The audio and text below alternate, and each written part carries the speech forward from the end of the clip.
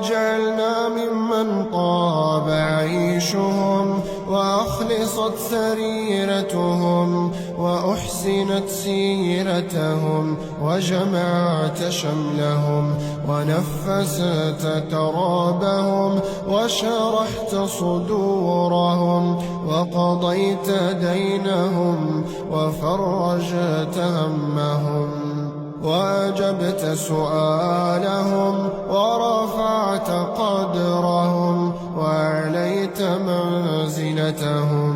ورفعت درجاتهم